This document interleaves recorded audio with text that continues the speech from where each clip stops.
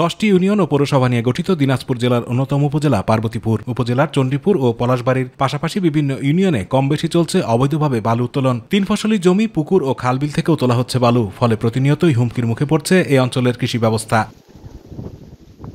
উত্তোলনকৃত বালু বহনের কাজে ব্যবহৃত ট্রাক্টর চলাচলের কারণে প্রতিনিয়ত নষ্ট হচ্ছে রাস্তাঘাট সহ গ্রামীণ অবকাঠামো, ঘটছে ছোট বড় দুর্ঘটনাও। সেই সাথে হুমকির মুখে পড়েছে আবাদি জমি। এখান দিয়ে আগে ট্রাক্টরও চলছিল, এখন এমন অবস্থা বালু তোলার কারণে এখন ভ্যানও চলে না। বক্সিগঞ্জ কলেজের ওইদিকে একটা রাস্তা, সেখানে কালভার্ট ধসে পড়ছে। গাড়িগুলোর অনেক শব্দ হয়, আমরা বাসায় বই পড়তে পারি না। বালু তোলার কারণে রাস্তাঘাট বিলীন হয়ে যাচ্ছে। নদীর পার্শ্ববর্তী যে জমিগুলো, এই জমিগুলো ভেঙে যাচ্ছে।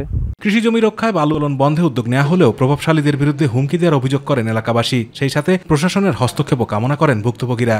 আমার জমির সঙ্গে আমি বাধা দেওয়া যায়, আমাকে হুমকি দেয়। ধরো প্রতিবেশী মানুষের জমি আছে, রাস্তাটা যাতে আর ভাঙ্গি না যায়, এইটাই আমার রিকোয়েস্ট। বর্তমান যে পরিস্থিতি, এখনই যদি বালু উত্তোলন বন্ধ করা না হয়, তো সামনের বর্ষা মৌসুমে দেখা যাচ্ছে সব বিলীন হয়ে যাবে। এদিকে নিয়ম বহির্ভূতভাবে আবাদি জমি ছাড়াও বিভিন্ন পয়েন্ট থেকে অবৈধভাবে বালু উত্তোলনের কারণ জানতে চাইলে মেলেনি কোনো সদুত্তর। এটা কোনো পারমিশন নেই, বুঝলেন না? এটা স্থানীয়, এটা আমাদের এলাকায়, এটা আমরা বেশি বড় ব্যবসা করি না।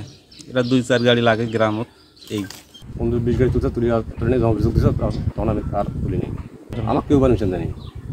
অবৈধভাবে বালু উত্তোলন বন্ধে নিয়মিত অভিযান পরিচালনা করছে মোবাইল কোর্ট। চলমান অভিযান আগামীতেও অব্যাহত থাকবে বলে জানিয়েছেন এই কর্মকর্তা।